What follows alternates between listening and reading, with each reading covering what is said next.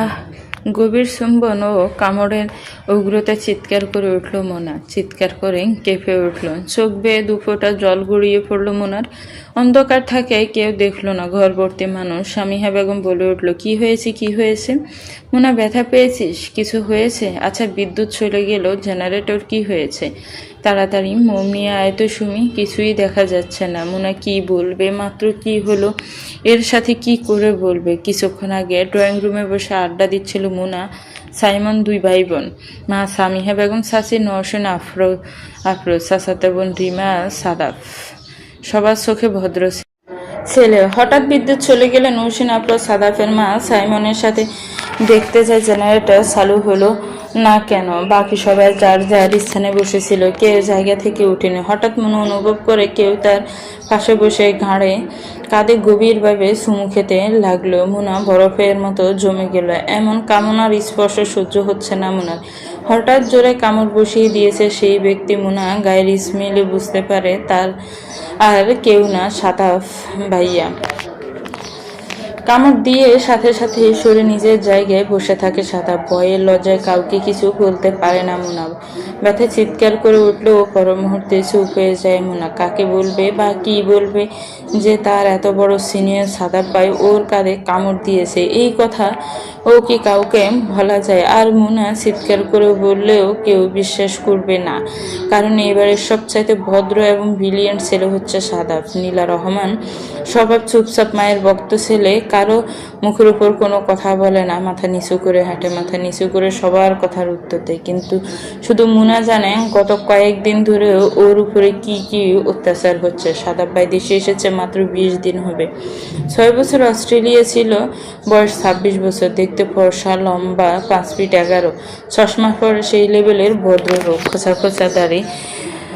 কামড় দেওয়ার সময় যখন মুনার গলার কাঁধে বসতে লাল হয়ে গেছে। বর্তমান একটি মোমবাতি জ্বালিয়ে হাজির হলো সুমি। সাথে সাথে এসে সামিহা বেগমের হাতে দিলেন।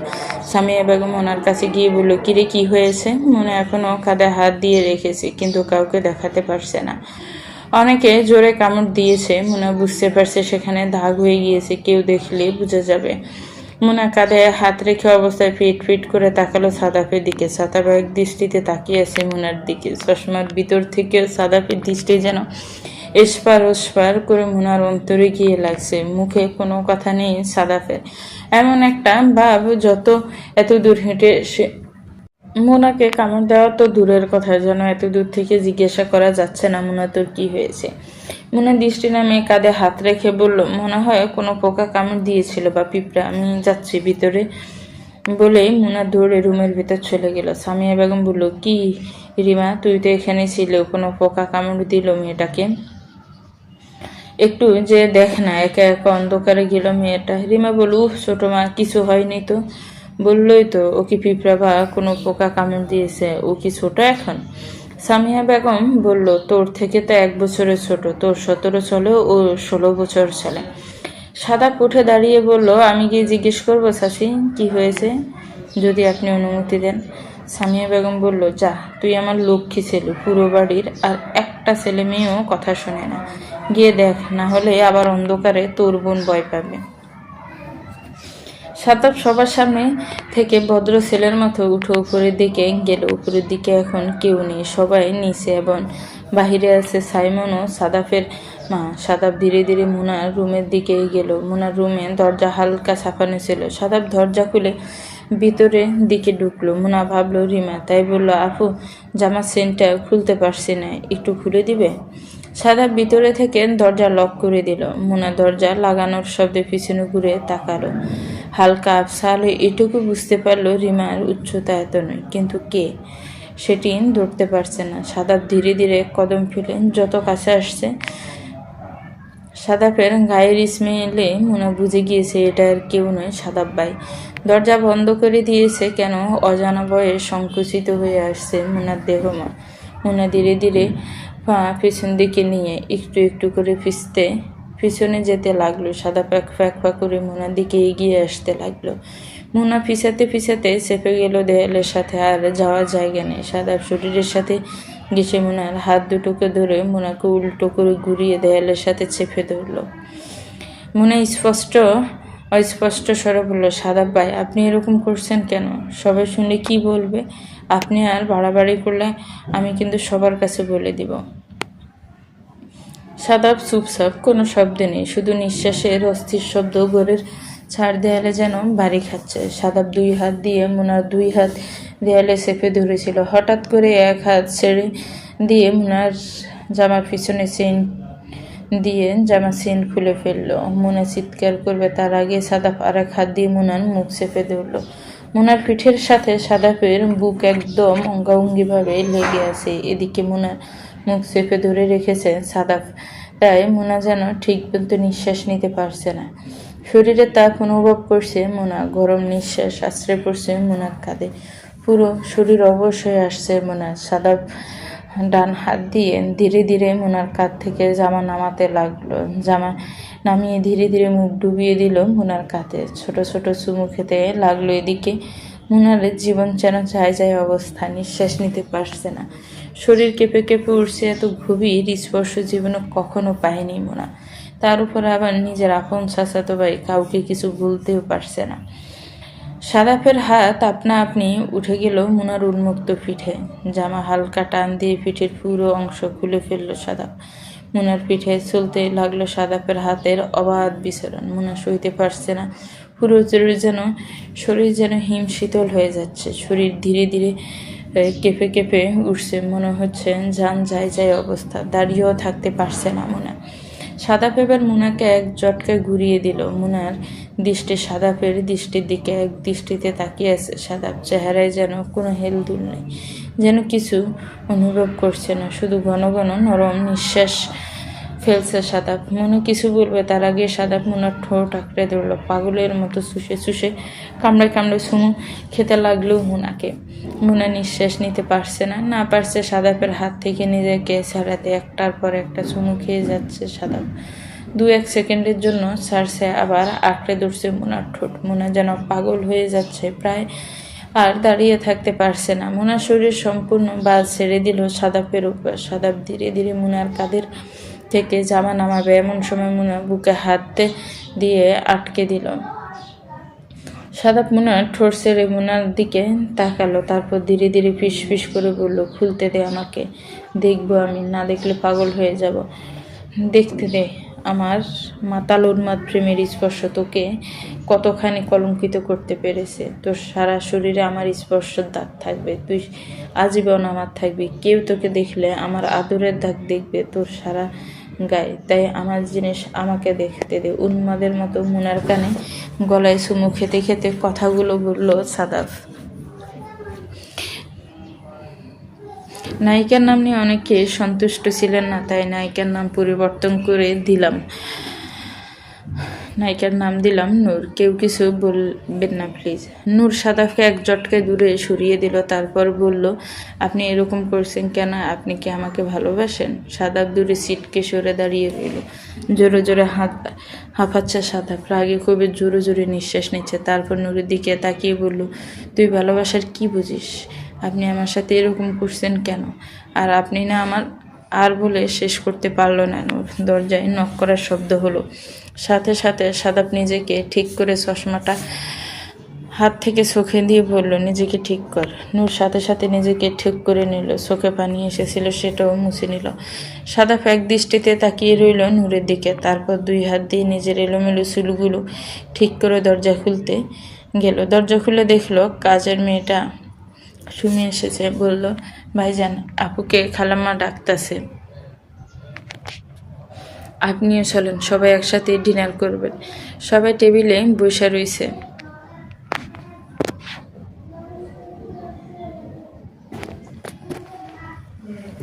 বলে চলে গেল সুমি। সাদাপ দরজা খুলে একবার পিছনে ঘুরে তাকালো নূরের দিকে, তারপর বলল, নিচে আয়।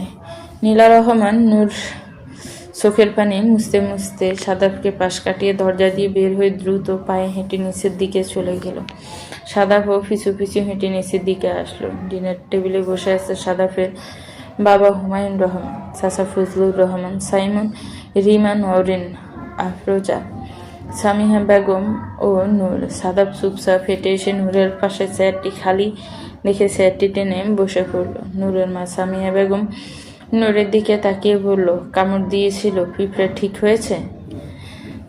নূর সাথে সাথে মাথা তুলে বলল, হ্যাঁ হ্যাঁ ঠিক হয়েছে, ক্রিম লাগিয়ে নিয়েছি। নরিন আফরোজ বলল, ভালো করেছিস, তোর তো আবার অ্যালার্জি সমস্যা বেশি, হালকা কিছু হলেই অনেক দাগ হয়ে যায়। হুমায়ুন রহমান বলল, আচ্ছা মা, ঠিক আছে, খাও।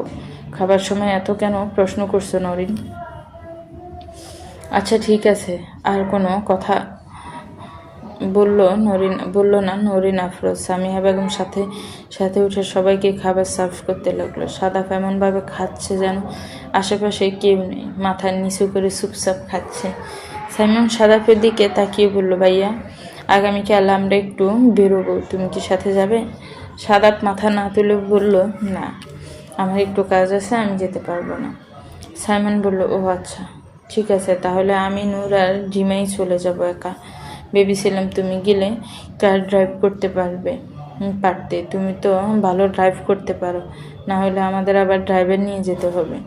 সাদাফ খাচ্ছিল এমন সময় নুরুর কথা শুনতে হাত থেমে গেল। তারপর কিছু একটা ভেবে বলল, ঠিক আছে, কখন যাবে? ড্রাইভারকে নিয়ে যেতে হবে না, আমি সাথে নিয়ে যাব। ফজলুর রহমান সাথে সাথে বললেন, এই কথাটি ভালো বলছিস বাবা, তুই ওদের সাথে গেলে আমি একটু নিশ্চিন্ত হতে পারি, না হলে ওরা বাচ্চা কাচ্চা কয়েকজন যে পুরো শপিং মল মাথায় করে ফেলবে। তুই ওদেরকে একটু টেক কেয়ার করে রাখিস, তুই গেলে আমাদের আর কোনো টেনশন নেই।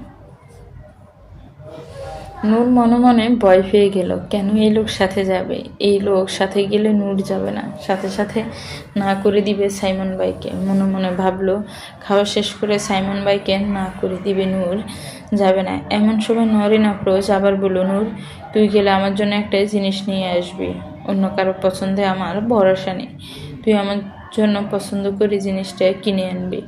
নূর মুখ খুলে মাত্র বলবে যাবে না, ঠিক তার আগে সাদাব টেবিলের নিচ দিয়ে নূরের একটা হাত চেপে দিল। নূর সাথে সাথে তাকালো হাতের দিকে, দেখলো সাদাব হাত চেপে ধরে আছে। নূর কাউকে কিছু বুঝতে না দিয়ে হাত মুছড়ামুছড়ি শুরু করে, ছাড়ানোর চেষ্টা করলো, কিন্তু সাদাব চুপচাপ খাচ্ছে আর হাত ধরে রেখেছে। সাদাবের চেহারা দেখে বোঝার উপায় নেই টেবিলের নিচে কি চলছে। এদিকে নূরের ডান হাত ধরে যার জন্য নূর বা হাতে চামচ ধরে খেতে পারছে না। নূর চুপচাপ ডান হাত অনেক ছাড়ানোর চেষ্টা করছে, কিন্তু সাদাব কোনোভাবেই ছাড়ছে না। এদিকে বা হাত দিয়ে খাচ্ছে, তাই ফজলুর রহমান বলল, কিরে মা, তুই বা হাত দিয়ে খাচ্ছিস কেন? ডান হাতে কি হয়েছে? নূর বলল, কিছু না তো বাবা, হাতটা একটু ব্যথা করছিল, তাই ভাবলাম একটু বা হাত দিয়ে খাই, কিছু মনে করো না, হ্যাঁ। তারপর মাথা নিচু করে চুপচাপ বা হাত দিয়ে খেতে থাকলো, আর বলা হলো না নূর যাবে না। এদিকে নরিন চাচি একদিকে সাদাব ভাই মা ছেলের মধ্যে পড়ে ফিসে যাচ্ছে। নূর মনে মনে ভাবলো, কিভাবে এর থেকে পরিত্রাণ পাওয়া যায়। পরের দিন বিকালের দিকে সবাই রেডি হয়ে গাড়ির সামনে দাঁড়িয়ে আছে। সাদা হাতের ঘড়ি পড়তে পড়তে চোখের চশমাটা ঠিক করে গাড়িতে ঢুকে ড্রাইভিং সিটে এসে বসলো। কারো দিকে তাকালো না, এমনকি নূরের দিকেও না। শান্তশিষ্ট ভদ্র স্বভাবের ছেলে কারো দিকে চোখ তুলে তাকায় না। নূর আজ চোখে একবার সাদাব ভাইয়ের দিকে তাকালো, দেখতে যথেষ্ট সুদর্শন। সাদাব ভাই শুধু নূরের সাথে কেন এমন করে নূর বুঝতে পারে না। টিভিতে দেখে বান্ধবীদের কাছ থেকে শুনে প্রেম করলে, ভালোবাসলে গার্লফ্রেন্ড বয়ফ্রেন্ড এরকম কিছু করে, কিন্তু সাদাব ভাই তো ওকে কোনোদিন ভালোবাসিও বলেনি, তাহলে শুধু শুধু ওর সাথে এরকম জোর জবরদস্তি কেন করে? ভাবতে মন খারাপ হয়ে গেল নূরের। তাই গাড়ির পিছনে বসে গ্লাস নিয়ে বাহিরের দিকে তাকিয়ে রইল। কিন্তু নূর জানে না, দুইটি চোখ ছাতক পাখির মতো লুকিং গ্লাস দিয়ে নূরের দিকে তাকিয়ে আছে এক দৃষ্টিতে। বসুন্ধরা শপিং মলের সামনে এসে তিনজনের ড্রপ করে দিয়ে সাদাব গেল কার পার্কিংয়ে। ঠিক 5 মিনিট পর সাদা হেঁটে হেঁটে কার পার্কিং থেকে এসে ওদেরকে নিয়ে শপিং মলের ভিতরে ঢুকলো। সাইমন, রিম ও নূর সামনে হাঁটছে, পিছনে পিছনে হাঁটছে সাদাব, যার কোনো হেলদোল নেই। এমন একটা গা ছাড়া ভাব যেন নিয়ে এসেছে, তাই বাধ্য হয়ে আসতে হয়েছে। কিন্তু কেউ জানে না শুধুমাত্র নূরের জন্যই বাধ্য হয়ে এসেছে সাদাব। বসুন্ধরা শপিং মলের ভিতরে এসে লেডিস কর্নারে ড্রেসের কালেকশন দেখতে লাগলো রিমা এবং নূর। সাইমন দাঁড়িয়ে মোবাইলে কথা বলছে, আরেক পাশে একা একা মিররের সামনে দাঁড়িয়ে আছে সাদাব, চোখ দুটো মিররের দিকে। বাহির থেকে যে কেউ দেখলে বুঝতে পারবে সাদাব অন্যদিকে তাকিয়েছে, কিন্তু শুধু সাদাব জানে মিরর দিয়ে নূরকে দেখা যাচ্ছে। নূর একটার পর একটা ড্রেস গায়ে ধরছে এবং দেখছে কেমন লাগছে সেটা এক দৃষ্টিতে চাতক পাখির মতো তাকিয়ে তাকিয়ে দেখছে সাদাব। ব্রু পুস্কিন দেখছে সব। এর ভিতর থেকে নূরের 3টে ড্রেস খুব পছন্দ হলো, তাই রিমাকে সাথে করে নিয়ে চেঞ্জিং রুমের কাছে গিয়ে দরজা না লাগিয়ে রিমাকে দাঁড় করিয়ে রাখলো নূর। ও চেঞ্জ করবে এবং রিমাকে একটি একটি করে পরে দেখাবে। রিমা দাঁড়িয়ে মোবাইল টিপছিল, এমন সময় রিমার মোবাইলে একটি জরুরি ফোন আসলো। রিমা ফোন ধরে 2 কদম সামনে এগিয়ে গিয়ে দাঁড়িয়ে কথা বলতে বলতে ভুলেই গেল যে নূর চেঞ্জিং রুমে আছে এবং দরজা খোলা। ও কথা বলায় ব্যস্ত হয়ে গেল। নীলা রহমান। নূরের জামা চেঞ্জ করা শেষ, পিছনে শুধু চেন লাগানো বাকি। এমন সময় দরজা খুলে রিমাকে ডাকবে, ঠিক তার আগে হুড়মুড়িয়ে ভিতরে প্রবেশ করলো সাদাব। ঢুকে দরজা লাগিয়ে দিল চেঞ্জিং রুমের। চেঞ্জিং রুমটা খুব বেশি একটা ছোট নয়, আবার বড় নয়। সাদাব 2 কদম এগিয়ে আসলে নূর পিছাতে পিছাতে চেঞ্জিং রুমের দেয়ালের সাথে বাড়ি খেলো। মাথায় জোরে বাড়ি খাওয়ার আগে সাদাব নূরের মাথার পিছনে হাত দিল এবং আরেক হাত দিয়ে জামার চেন ধরল, কিন্তু চেহারার চোখের সাউনের কোনো পরিবর্তন হলো না। এক দৃষ্টিতে তাকিয়ে রইল নূরের দিকে। কি আছে চশমার আড়ালে লুকিয়ে থাকে ওই 2টি চোখ নূর জানে না। নূর এক দৃষ্টিতে তাকিয়ে রইল সাদাপের চোখের দিকে। ঘন ঘন নিঃশ্বাস নিচ্ছে না, কেমন ভিতরে যেন সর্বাঙ্গ কেঁপে উঠেছে নূরের, কিছু বলতেও পারছে না। এদিকে ধীরে ধীরে সাদাফ নূরের জামার চেন লাগাচ্ছে। সাদাফের উষ্ণ নিঃশ্বাস নূরের গায়ে আছড়ে পড়ছে। তারপর সাদাফ হালকা একটু ঝুঁকে নূরের কানের কাছে এসে নূরের কানে একটি কামড় দিয়ে নাক বসতে বসতে বললো, এই ড্রেসগুলো আমার একটুও পছন্দ হয়নি। এই ড্রেসগুলোতে তোকে একটু সুন্দর লাগছে না, অনেক পচা লাগছে। তারপর নূরের কাঁধের দিকে জামা নামিয়ে দেখলো গতকাল রাতে সাদাপের দেওয়া ক্ষত চিহ্ন স্পষ্ট হয়ে আছে। সাদাপ গান বাঁকা করে নূরের দিকে তাকালো, হঠাৎ একটু মুচকি হাসলো। নূর তার কিছুই দেখতে পেল না। সাদাপ সেই ক্ষতস্থানে আরও একটি ছোট্ট কামড় দিল। নূর লজ্জায় বয়ে চিৎকার করতে পারল না, নিজের হাত দিয়ে মুখ চেপে রাখলো। সাদাপ ছোট ছোট চুমু খেতে লাগলো, উষ্ণ নরম স্পর্শ দিতে লাগলো। এদিকে নূর ভদ্র চেঞ্জিং রুমের ভিতর ছটফট করতে লাগলো, আর মনে অজানা আশঙ্কা এবং ভয়, কখন কে দেখে ফেলে। বাহিরে তো রিমা ছিল, রিমা যদি দেখে ফেলে তাহলে কি হবে। ব্যথায় এবং ভয়ে শিহরণে কুঁকড়ে রইল নূর। সাদাফ থামল না। শপিং শেষে বাসা ফিরে আসলো 4 জন। গাড়ি থেকে নেমে কারো দিকে না তাকিয়ে চাবিটি সাইমনের দিকে দিয়ে বলল, কার লক করে ভিতরে চলে আসিস, আমি টায়ার্ড, আমি উপরে যাচ্ছি। সাইমন বলল, ঠিক আছে ভাইয়া। রিমা বলল, কিরে দাঁড়িয়ে আছিস কেন, আয় আয় ভিতরে আয়। সব কিছু নিয়ে তাড়াতাড়ি। নূর মাথা নিচু করে চুপচাপ দাঁড়িয়ে রইল। কাউকে কিছু বলার বা বোঝানোর ভাষা নূরের কাছে নেই। ওর সাথে কি হচ্ছে, কেন এমন হচ্ছে কিছুই বুঝতে পারছে না। কেন সাদাব ভাই এসব করছে, কেন নূরকে এসব সহ্য করতে হচ্ছে ভাবতে লাগলো নূর। তারপরও সাদাব ভাই কাছে আসলে কেন নূরের ভিতরে কোথাও কোনো একটা কম্পন শুরু হয়ে যায়, যা কাউকে বোঝাতে পারে না। একদিকে ভয়, একদিকে শিহরণ, আরেকদিকে নিজের প্রতি ঘৃণা হয় নূরের। এসব ভাবতে ভাবতে নূর বাড়ির ভিতরে শপিং ব্যাগগুলো নিয়ে প্রবেশ করেন দেখলো সাদাব ভাই উপরে নিজের রুমে চলে গেল। নূরও ব্যাগ হাতে নিয়ে দাঁড়িয়ে রইল। চাচি নূরুন আফরিজ এসে বলল, কিরে তোকে কি আনতে বলেছিলাম এনেছিস? নূর হাসি মুখে বসে সব কিছু দেখাতে লাগলো। সব দেখানো শেষে নূর উপরে নিজের রুমে চলে গেল, গিয়ে শরীর এলিয়ে দিল বিছানায়। তারপর আস্তে আস্তে ভাবতে লাগলো এই দিনগুলোতে সাদাপের ওর সাথে করা আচরণ। ভাবতে ভাবতে চোখ বন্ধ করে ঘুমিয়ে গেল নূর। এদিকে সাদাপ নিজের রুমে এসে চুপচাপ দরজা লক করে দরজার সাথে পিঠ ঠেকিয়ে দাঁড়ালো। ছটফট করছে সাদাপের মন, সাদাপের রুহ অবধি পর্যন্ত ছটফট করছে। সাদাপ দ্রুত পায়ে হেঁটে গিয়ে আলমারির একটি পাল্লা খুলে সেখান থেকে গোপন ড্রয়ারের ভিতর থেকে একটি বক্স বের করলো। বক্সের ভিতরে কতগুলো ছবি ও কিছু জিনিস সযত্নে রাখা। ছোট একটি বাচ্চা মেয়ে ছবি দিয়ে পরিপূর্ণ বক্সটি। ধীরে ধীরে মেয়েটা বড় হচ্ছে, এমন ছবি প্রথম হাঁটা শিখেছে সেই ছবি। আরও কত স্মৃতি, কত মাধুর্যতা। কিছু স্মৃতি যেমন ক্লিপ, ছুরি, লিপস্টিক, নুপুর, পুতুল, আরও কত কি। সাদা একটি একটি করে জিনিস বের করে হাতে নিল এবং চুমু খেলো।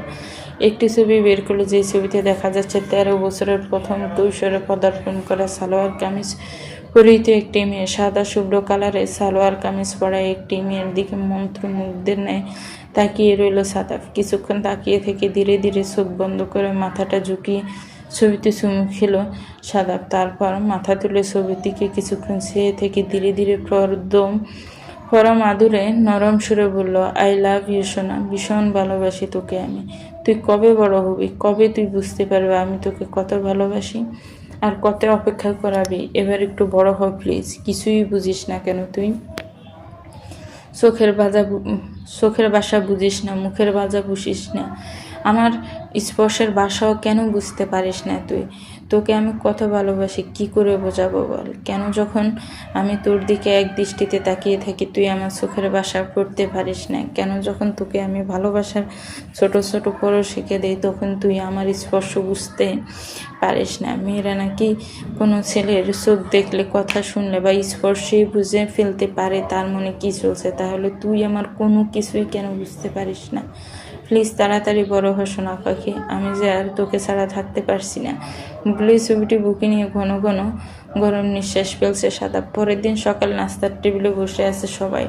নূর সিঁড়ি বেয়ে ধীরে ধীরে নামছে, দেখলো সবাই নাস্তা করছে, শুধু সাদাব ভাই হাত লাগায়নি, প্লেট নিয়ে বসে আছে। নূর বুঝতে পারলো না এইভাবে বসে থাকার কারণ। তারপরে ধীরে ধীরে নেমে এদিকে ওদিকে তাকিয়ে দেখলো কোনো চেয়ার খালি নেই। সাদাপের পাশে চেয়ারটাই খালি, তাই একটু চেয়ারটা সরিয়ে টেনে বসলো নূর। নূর বসতে নূরিন আফরোজ নূরকে নাস্তা দিয়ে বলল, আজকে সবটুকু শেষ করবে, কোনো রং তামাশা চলবে না। যখনই খাবার দিয়ে একটু একটু করে বিড়ালের মতো ছেড়ে ছেড়ে খাস, ওখানে আমার সব জ্বালাবাবি ঠিক মতো খায় না, বাবার আদরের কিছু বলতেও পারি না। বলে স্বামীর দিকে তাকালো সামিয়া বেগম। ফজলুর রহমান বলল, খবরদার বাজে কথা বলবে না, আর আমার মেয়েকে একটি কথাও বলবে না। অল্প খায় সমস্যা নেই, যখন খাবার রুচি হবে তখন বেশি করে খাবে। মানুষের কি সবসময় রুচি একরকম থাকে? নূরের দিকে তাকিয়ে বলল, খাও বাবা। নূর চুপচাপ বাবার দিকে তাকিয়ে মুচকি হাসলো, তারপর খাবারও মনোযোগ দিল। সাথে সাথে সাদাফ খাওয়া শুরু করলো। এদিকে সাদাফের বাবা হুমায়ুন রহমান বলল, আজকে থেকে সাদাফ অফিস জয়েন করছে, সবাই নিশ্চয়ই জানো। 9টা থেকে 5টা অফিস। যদিও তুমি অফিসের মালিকের ছেলে, কিন্তু তাই বলে নিয়মভঙ্গ করলে চলবে না। সবার আগে তুমি অফিস যাবে এবং সবার পরে অফিস থেকে বের হবে, এটাই নিয়ম। সবার মতো ফ্রাইডে এবং স্যাটারডেতে তুমি ছুটি পাবে। অন্য সময় লিভ লাগলে আগে থেকে আমাকে ইনফর্ম করতে হবে, আমি তোমার ছুটি ব্যবস্থা করব, কিন্তু মালিকের ছেলে বলে কোনো নিয়ম করা চলবে না। যদিও তোমাকে আমার এসব বুঝিয়ে বলতে হবে না, তুমি আমাদের চেয়েও পাঞ্চুয়াল, তারপরও বলার প্রয়োজন, বাবা হিসেবে ছেলেকে উপদেশ দিলাম। ফজলুর রহমান সাথে সাথে বলল, কি বলেন ভাইজান? আমাদের সাদাফকে কিছু বুঝিয়ে দিতে হয়। সেই ছোটবেলা থেকে সবার চেয়ে আলাদা, সব কাজও একদম পারফেক্ট। আমাদের সাদাফের মধ্যে কোনো খুঁত নেই, একদম নিখুঁত আমাদের ছেলে। সাদাফ ফজলুর রহমানের দিকে তাকিয়ে বলল, ধন্যবাদ চাচ্ছ। তারপর বাবার দিকে তাকিয়ে বলল, চিন্তা করবে না বাবা, আমাকে তোমার কিছুই বুঝিয়ে দিতে হবে না। আমি তোমার সন্তান, তোমার নাম খারাপ হবে এমন কোনো কিছুই আমি কখনো করব না। হুমায়ুন রহমান ছেলের দিকে তাকিয়ে সন্তুষ্ট চিত্তে হাসলেন। তারপর সবাই খাওয়ায় মনোনিবেশ করলেন। এদিকে নূর আরিফেতে সবগুলো কথাই শুনছিল, কিন্তু মাথা তুলে তাকায়নি।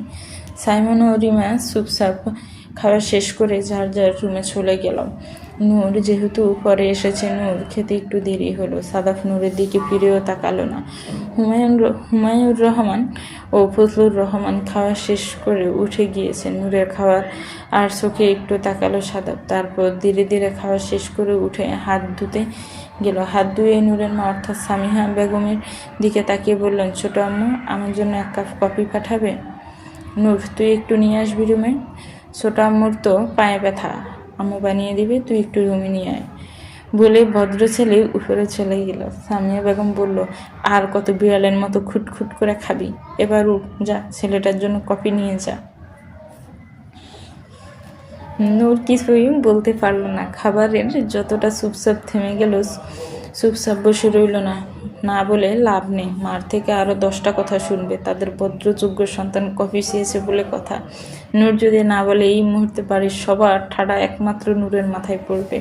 মনে মনে ভাবল নূর। সামিয়া বেগম কফি নিয়ে এসে নূরের হাতে দিল, দিয়ে বলল, যা কফি নিয়ে উপরে যা। নূর মনের মধ্যে অজানা ভয় এবং আতঙ্ক নিয়ে ধীরে ধীরে পা ফেলে সিঁড়ি ভেঙে উপরে গেল। রুমের বাইরে দাঁড়িয়ে রইল কিছুক্ষণ। এদিকে কফি ঠান্ডা হয়ে যাবে, ঠান্ডা হলে আবার না জানে কি করবে, তাই হাত উঠালো নক করবে। ঠিক এমন সময় দরজা খুলে দাঁড়ালো সাদাপ। সাদাপ একবার চোখ ঘুরিয়ে এদিক ওদিক দেখলো, তারপর চুপচাপ নূরের হাত থেকে কফিটা নিয়ে সাথে সাথে নূরকে ভেতরে নিয়ে দরজা বন্ধ করে দিল। এরপর কফির মগটা পাশে এক টেবিলের উপরে রেখে নূরের হাত ধরে টেনে বিছানায় বসিয়ে বলল, এত দেরি হলো কেন আসতে?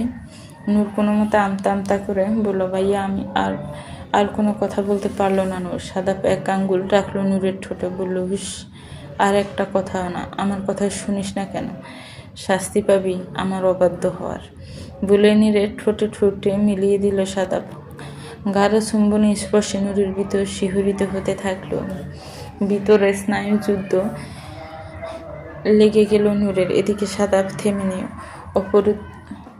অপ্রতিরোধ্য, যেন একাই যুদ্ধ করছে, একাই জয়ী হতে চাচ্ছে। ধীরে ধীরে সুমন মাত্রা বাড়াতে লাগলো সাদাপ। নূরের ছোট্ট কোমল শরীর ভেঙে চুরে অবাধ এক যুদ্ধে নেমেছে সাদাপ। পরের দিন সকাল 8টার মধ্যে রেডি হয়ে ব্রেকফাস্ট করে বেরিয়ে গিয়েছে সাদাপ। ঢাকা শহরে এই জ্যামের জন্য 9টায় পৌঁছাতে পারবে না প্রথম দিন, তাই লেট করতে চায়নি সাদাপ। আজ আর দেখা হয়নি নূরের সাথে। নূর দুলতে ঘুম থেকে উঠে 9টার দিকে ব্রেকফাস্ট টেবিলে এসে দেখলো সবাই ব্রেকফাস্ট করতে বসেছে, কিন্তু সাদাপকে কোথাও দেখা যাচ্ছে না। নূরের অবস্থিত মন আর চোখে এদিক ওদিক খুঁজতে লাগলো সাদাপকে, কিন্তু কোথাও দেখা যাচ্ছে না। কেন যেন কারো কাছে জিজ্ঞেস করতেও লজ্জা লাগছে, যদিও আপন চাচাতো ভাই, একই বাড়িতে থাকে। তারপরে জিজ্ঞেস করতে কেমন যেন একটা লজ্জা কাজ করছে। নূরের মনে পড়লো গতকাল রাতের দৃশ্য। সাদাপ যখন অস্থিরভাবে চুমু খাচ্ছিল নূরকে, নূরের যেন পুরো দুনিয়া থমকে গিয়েছিল। কিছুক্ষণ পর ছেড়ে দিয়ে সাদাপ হাঁপাতে হাঁপাতে বলেছিল, তুই কোনো কিছু বুঝতে পারিস না কেন? কবে বড় হবি তুই? এ কথা বলে রুম থেকে বড় বড় কদম ফেলে বের হয়ে গিয়েছিল সাদাপ। নূর নাস্তার টেবিলে বসে চড়ুই পাখির মতো খাবার শুধু আঙ্গুল দিয়ে নাড়াচাড়া করছে। কেন যেন খেতে ভালো লাগছে না। পাশের চেয়ারটার দিকে বারবার চোখ যাচ্ছে। এই প্রথম এই 20-21 দিনে পাশের চেয়ারটা খালি। সাদাপ ভাই নেই কেন যেন নূরের ভিতরে একটা অস্থিরতা কাজ করছে, একটা শূন্যতা কাজ করছে। একা একা মনে হচ্ছে নিজেকে পরিবারের সবার মধ্যে বসে থেকে ও নিজেকে খুব একা একা লাগছে। নূর নিজের ডান হাতের দিকে তাকালো, তারপর মনে পড়লো সেদিনের কথা, যেদিন ডান হাত চেপে ধরেছিল সাদাপ ভাই, বা হাত দিয়ে কত কষ্ট করে খাচ্ছিল নূর। হঠাৎ নূরের ঠোঁটে খেলে গেল মুচকি একটু হাসে। নূর মনে মনে ভাবলো, আচ্ছা সাদাপ ভাই কি আমাকে ভালোবাসে? কিন্তু ভালোবাসলে আমাকে বলে না কেন? সামিয়া বেগম বলল, কিরে, খাবার কি শুধু নাড়াচাড়া করে যাবি? তোকে নিয়ে তো হয়েছে অনেক বড় একটা জ্বালা, কিছুই বলা যায় না, ভাবসা ছাড়া তেড়ে আসে। দেখো তো ভাবি, ও কেন খাচ্ছে না? আমি রান্না করতে গেলাম, আমার এত ঢং করার সময় নেই, তুমি দেখো তোমার মেয়েকে। বলে সামিয়া বেগম রান্নাঘরের দিকে চলে গেলেন। নুরিন আফরোজ উঠে এসে বললেন, কিরে মা, কি হয়েছে? শরীরটা কি খারাপ লাগছে? খাচ্ছিস না কেন? দিন দিন তো চড়ুই পাখির মতো হয়ে যাচ্ছিস। নূর বড় মার দিকে তাকিয়ে বলল, না বড় আম্মু, কিছু হয়নি, এমনি খাবার ভালো লাগছে না। আজকে পাপা, চাচ্ছু আর সাদাব ভাই আগে আগে অফিসে চলে গেল কেন? নরেন আফরোজ বলল, আজকে ওর অফিসে প্রথম দিন, 9টার মধ্যে ঢুকতে হবে। ঢাকা শহর নাকি অনেক জ্যাম, তাই 3জন আগে আগে চলে গেল। আজকে প্রথম পরিচয় করিয়ে দিবে তোর সাদাব ভাইকে, এজন্য সবাই আগে আগে গিয়েছে। আর আজকে আসতেও একটু লেট হবে, বলল নরেন আফরোজ। তারপর একটু থেমে বলল, খেয়ে নে মা, অল্প আর একটু খা। খাবার নিয়ে বসে একরকম করতে হয় না। নূর মাথা ঝাঁকিয়ে হাসে চোখ সম্মতি দিয়ে বলল, ঠিক আছে বড় আম্মু, খাচ্ছি। বলে খাওয়ায় মনোযোগ দিল, যদিও খেতে মন চাইছিল না। আজকেও নূর স্কুলে যাবে না, আগামীকাল থেকে রেগুলার স্কুলে যাবে। ওদের স্কুল 9টা থেকে 2টা। রিমা কলেজে ফার্স্ট ইয়ারে পড়ে, নূর এবার এসএসসি দিবে। স্কুল শেষ, শুধু কোচিংয়ের জন্য স্কুলে যায়, তাই মাঝে মধ্যে 2-1 দিন মিস হয়ে যায়। সাইমন ভার্সিটিতে পড়ে, অনার্স 3rd ইয়ারে। ও এখন ভার্সিটিতে আছে। আজকে সকাল সকাল চলে গিয়েছে, সাথে রিমাও গিয়েছে। রিমার কলেজে জরুরি কাজ আছে, ক্লাস শুরু হওয়ার আগে কাজটি করতে হবে, তাই 1 ঘন্টা আগে চলে গিয়েছে। পুরো বাড়ি আজ ফাঁকা ফাঁকা লাগছে নূরের কাছে। এটা কি শুধুমাত্র সাদাব ভাই নেই বলে, নাকি সাইমন আর রিমাকে মিস করছে বুঝতে পারছে না নূর। নূর নিজেই ধরে নিল সাইমন ও রিমাকে মিস করছে, সাদাব ভাইকে কেন মিস করবে? সাদাব ভাইকে তো দেখতেই পারে না নূর। লোকটা শুধু ওকে জ্বালায়, ওর উপরে শুধু শুধু জোর করে, কিন্তু ভালোবাসে কিনা সেটা বলে না। ভালো না বাসলে আমার সাথে এরকম করে কেন? বান্ধবীদের কাছ থেকে শুনে, টিভি সিনেমায় দেখে প্রথম প্রেমে পড়লে কেমন অনুভূতি হয়, কেমন করে গার্লফ্রেন্ড বয়ফ্রেন্ড। তাহলে সাদাব ভাই কেন ওকে ভালোবাসে বলে না? কিন্তু গার্লফ্রেন্ড বয়ফ্রেন্ড যা করে তা তো সব কিছুই করছে। আচ্ছা, আমি কি তাহলে সাদাব ভাইয়ের গার্লফ্রেন্ড? মনে মনে নিজেকে জিজ্ঞেস করলো নূর। ভাবতে লজ্জা ও ভয় দুটোই ফেল নূর, কিন্তু কোনো উত্তর দিতে পারছে না। তাই ঠিক করলো সাদাব ভাইয়ের কাছে সাহস করে জিজ্ঞেস করবে, আমি কি আপনার গার্লফ্রেন্ড? আপনি আমার সাথে কেন এরকম করেন?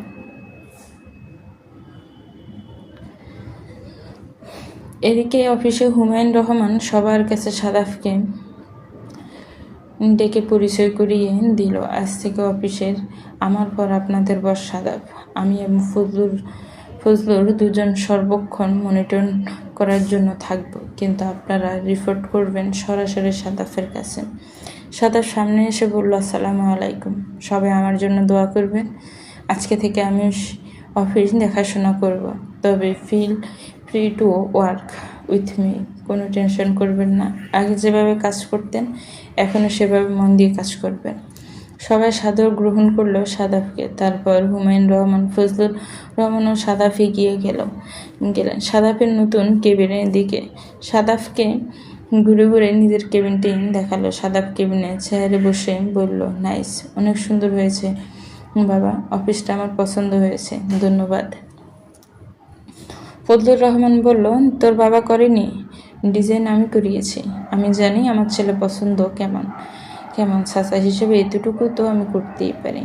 আর ডিস্টার্ব করবো না। কিছু ফাইল তোকে দিয়ে যাব, তো রেসিস্ট্যান্ট আজকে শুধু ফাইলগুলো রিড করবে, কোথায় কি প্রবলেম আছে খুঁজে বের করবে, এটাই তো টাস্ক। বলেই ফজলুর রহমান ও হুমায়ুন রহমান কেবিন থেকে বেরিয়ে গেল। সাদাফ কেবিনের চেয়ারে হেলান দিয়ে বসে মাথার পিছনে একটি হাত দিয়ে মাথা চুলকাতে চুলকাতে পকেটে হাত দিল। পকেট থেকে বের করলো ছোট্ট একটি ছবি। কিছুক্ষণ এক দৃষ্টিতে তাকিয়ে রইল ছবিটির দিকে, তারপর বলল, কি আছে তোর মধ্যে? যত দেখি দেখতে ইচ্ছে করে, চোখ পেরানো যায় না। আমার চোখ ঘুরে ফিরে খালি তোকে খুঁজে। কীভাবে থাকবো আমি সারাদিন? সকাল থেকে একবারও এখনো পর্যন্ত তোকে দেখিনি। তুইও তো ঘুম থেকে উঠিস নি যে তোকে একটু দেখব। তারপর ছবিটিতে একটি চুমুখে বলল, প্লিজ তাড়াতাড়ি বড় হ। টেবিলের সামনে যে ফ্রেমটা রাখা আছে, ফটো ফ্রেম, সেটি খুলে ছবিটি সেট করলো এবং করে ফ্রেমটি সযত্ন টেবিলের একটি ড্রয়ারে রেখে চাবি দিয়ে আটকে চাবিটা নিজের পকেটে রেখে দিল সাদাফ। রাত 10:30। ফজলুর রহমান ও হুমায়ুন রহমান অফিস থেকে 8টার মধ্যে চলে আসলো। ফাইলগুলো রিড করে সমস্ত প্রবলেম খুঁজে বের করে সাদাফের আস্তে আস্তে বেজে গেল 10:30। বাড়িতে ঢুকে দেখলো বাড়ির নিচে কেউ নেই, তাই চুপচাপ দরজা লাগিয়ে উপরের দিকে চলে গেল। উপরে গিয়ে দেখলো নুরের রুমে দরজা চাপানো। সাদাফ রুমে ঢুকে ফ্রেশ হতে ওয়াশরুমে গেল। ওয়াশরুম থেকে বের হয়ে দেখলো মা নরিন আফরোজকে। নরিন আফরোজ বলল, নিচে খাবার দিয়েছি, তাড়াতাড়ি খেয়ে ঘুমা। আজ অনেক পরিশ্রম করেছিস, কালকে সকালে উঠতে হবে। সাদাফ বলল, তুমি ঘুমাতে যাও, আমি একাই খেয়ে ঘুমিয়ে পড়ব, তোমার আমার সাথে নিচে যেতে হবে না। নরিন আফরোজ বলল, তাড়াতাড়ি কিন্তু খেয়ে নিবি, দেরি করবি না। তাহলে আমি গেলাম কেমন? বলে নরিন আফরোজ নিজের রুমে ঘুমাতে চলে গেলেন। সাদাব 2 মিনিট টেবিল চেয়ারে বসলো, তারপর ধীরে ধীরে উঠে নিচের দিকে গেল। একা একা খাওয়া দাওয়া শেষ করে কিছুক্ষণ বসে রইল, তারপর উপরে উঠে এলো সাদাব। কেমন যেন একা একা লাগছে, নিঃসঙ্গ লাগছে, মনে হচ্ছে সারাদিন কিছু একটা আছে যা করা হয়নি, যার ফলে বুকের বাফাসটা খুব খালি খালি লাগছে সাদাফের। তারপর সাদাব প্যাকেট থেকে একটি সিগারেট বের করে ধরালো। নিজের রুমে টেবিল চেয়ারে বসে সিগারেটের ধোঁয়া ফুঁকছে আর চিন্তা করছে নূর এখন কি করছে। ঘুমাচ্ছে নিশ্চয়ই, কাল সকালে স্কুল আছে, একবার কি যাবে নূরের রুমে, যে জাস্ট একটু দেখে চলে আসবে। যেই বাবা সেই কাজ। সিগারেটটি নিভিয়ে দ্রুত পায়ে উঠে পকেট থেকে একটি সুইংগাম বের করলো, তারপর খেয়ে মুখের থেকে সিগারেটের ধোঁয়ার গন্ধ শরীর রুম থেকে বেরিয়ে চলে আসলো নূরের রুমের দরজার কাছে।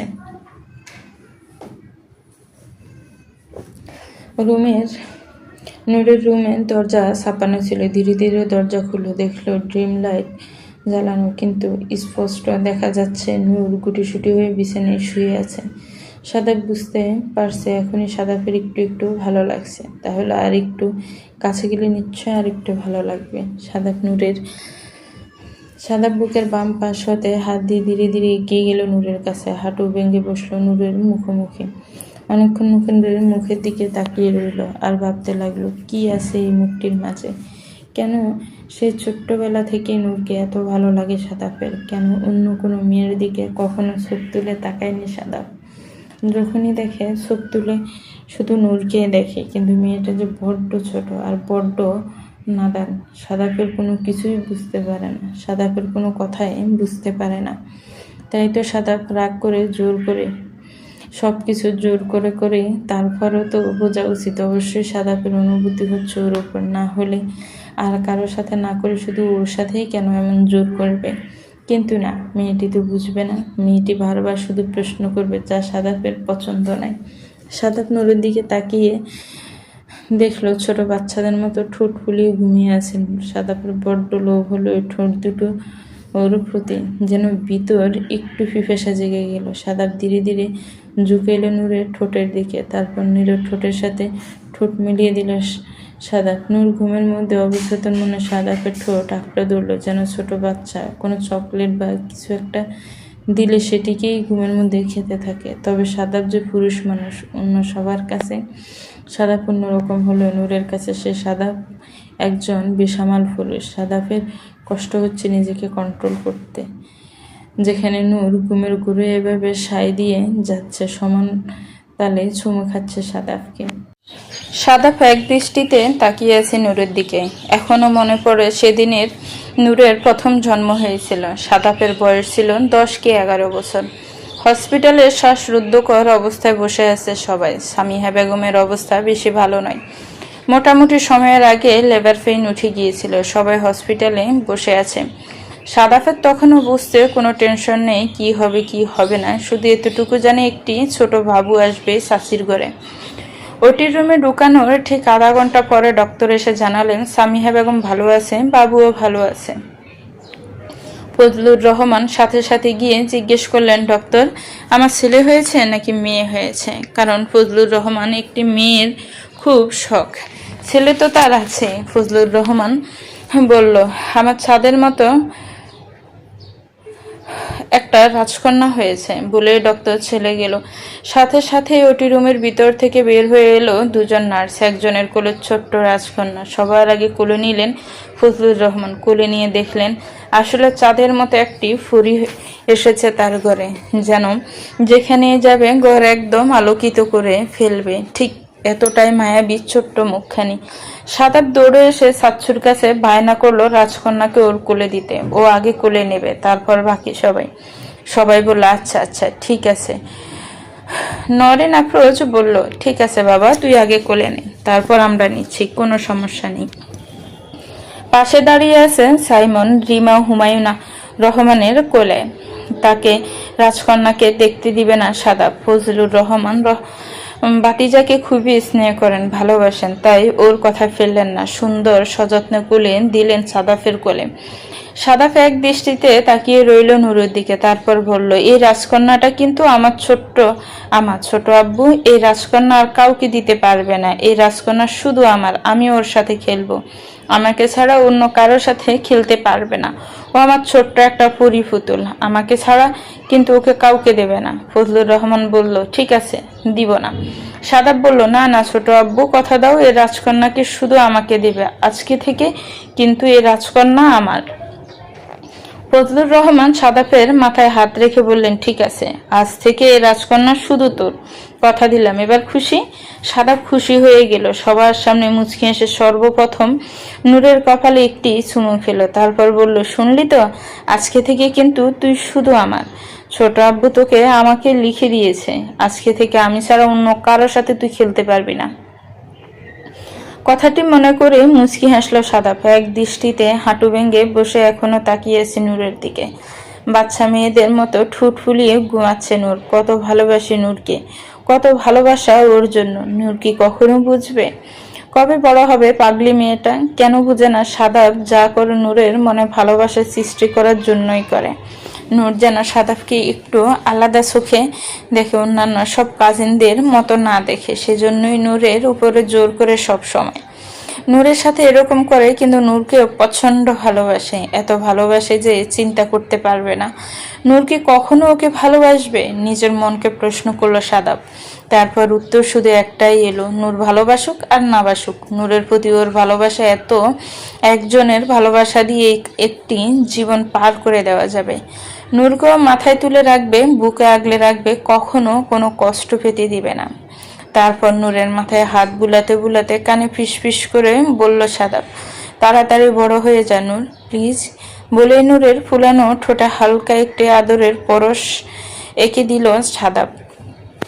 খুব ভালোবাসার সাথে যত্নের সাথে নূর যেন আরেকটু আরাম পেল, পেল। দু হাত দিয়ে সাদাফের হাতটি জড়িয়ে ধরল নূর। সাদাব নূরের হাতে হাত রেখেই বসে রইল সারা রাত নূরের শিয়রের পাশে। বসে রইল। নূর যখন হাত ছাড়বে তখন নূরের রুম থেকে বের হবে। এভাবে নূরকে দেখতে দেখতে সাদাব মাথা নূরের শিয়রের কাছে এলিয়ে দিয়ে ঘুমিয়ে পড়ল। কখন সকাল হলো সাদাব বলতে পারে না। হঠাৎ দরজা খোলার শব্দ হতে সাদাব চোখ পিটপিট করে তাকালো। দেখলো বাবা হুমায়ুন রহমান সাদাফের সামনে দাঁড়িয়ে।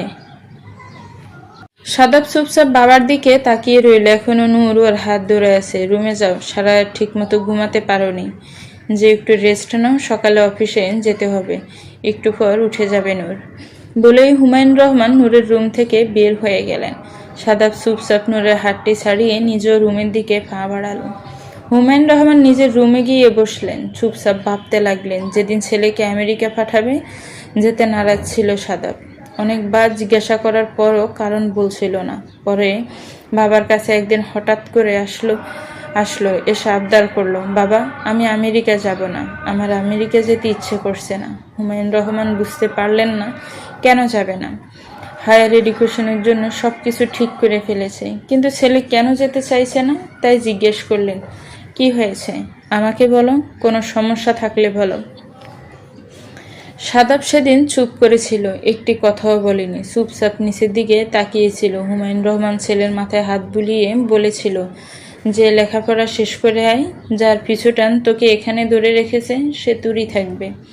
সাদাব মাথা তুলে তাকালো বাবার দিকে। হুমায়ুন রহমান আশ্বাস দিয়ে বললেন, যা, তুই মুখ ফুটে বলতে পারছিস না, আমি তোর বাবা, আমি বুঝতে পারি, যা, যা তোর ছিল তোকে দেওয়া হয়েছে, তোরই থাকবে। সাদাব সেদিন প্রথম বাবা চোখে চোখ রেখে বলেছিল, যাব, তবে আমার একটি শর্ত আছে। হুমায়ুন রহমান হেসেছিল খুব। পরে বললেন, ঠিক আছে, সব শর্ত পূরণ করা হবে, যাওয়ার জন্য প্রস্তুতি নাও। সাদাব উঠে চলে গিয়েছিল সেদিন। হুমায়ুন রহমান চিন্তা করলেন সেদিনের কথা। সেদিন যা করেছিল তা এখনো পর্যন্ত কেউ জানে না বা কেউ শুনেনি, কিন্তু সবাইকে কিভাবে বলবে, কিভাবে ফেস করবে, কি কথা দিয়েছিল সাদাফকে, এটা নিয়ে চিন্তা করতে লাগলেন হুমায়ুন রহমান। যদিও ভাই ফজলুর রহমানের উপরে যথেষ্ট বিশ্বাস আছে, তার মুখের উপর একটি কথাও বলবে না, তারপরও মনের সংশয় কাজ করছে। কারণ হুমায়ুন রহমান জানে সাদাফ কতটা ভালোবাসে নূরকে। একটু এদিক সেদিক হলে যে ছেলেটা সহ্য করতে পারবে না, পাগল হয়ে যাবে, তাই এই দুশ্চিন্তা কাজ করছে হুমায়ুন রহমানের মনে।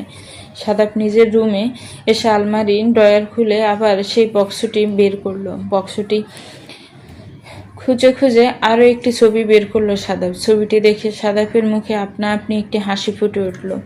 ছবিটি আর কারো নয়, নূর এবং সাদাপের মূল্যবান একটি ছবি। সাদাপ ছবিটিতে একটি চুমুখে বুকে চেপে ধরল। প্লিজ তাড়াতাড়ি বড় হ নূর, আমি এই দিনটির অপেক্ষায় কবে থেকে রয়েছে, তাড়াতাড়ি বড় হ তুই।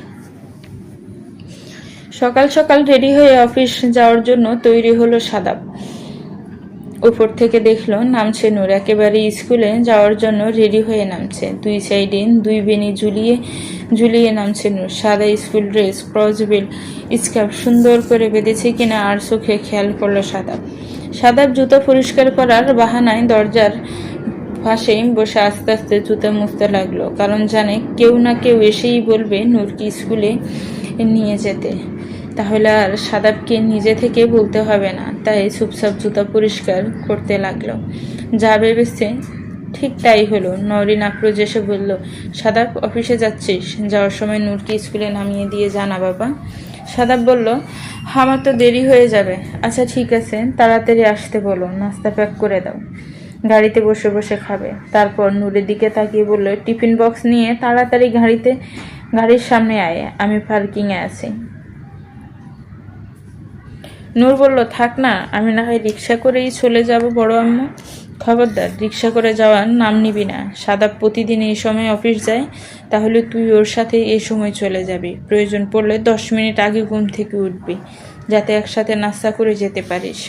মেয়ে মানুষ এত ঘুমালে চলে? সকাল সকাল ঘুম থেকে উঠবে, শরীর ভালো থাকবে, ক্ষুধা লাগবে সকাল সকাল, সুন্দর করে খাওয়া দাওয়া করবি, দিনটি ভালো যাবে। খেতেই চাস না, দেখতো কি হয়েছিস, হাড্ডি সার। টিফিন বক্স প্যাক করতে করতে কথাগুলো বলল নরিন আফরোজ। নূর চুপ করে থাকাই ভালো মনে করলো। এখন কথা বললে আরও না জানি কত খারাপ খারাপ গুণের কথা শুনতে হবে বড় আম্মুর কাছ থেকে। সাথে যদি যোগ হয় মা, তাহলে তো আর স্কুলে যাওয়া হবে না।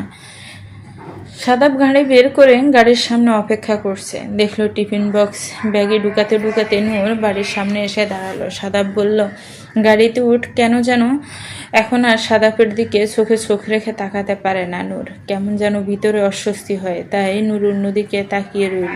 গাড়িতে বসেও সাদাপের দিকে একবারও ঘুরে তাকালো না। সাদাপ খেয়াল করছে সব। নূর এখন আর ওর দিকে তাকায় না আগের মতো, এত ভয়ও পায় না, তবে ওকে অ্যাভয়েড করে, তাকায় না চোখের দিকে। সাদাপ জানে কি চলছে নূরের মনে, হয়তো কোনো প্রশ্ন আছে নূরের মনে, কিন্তু জিজ্ঞেস করতে পারে না।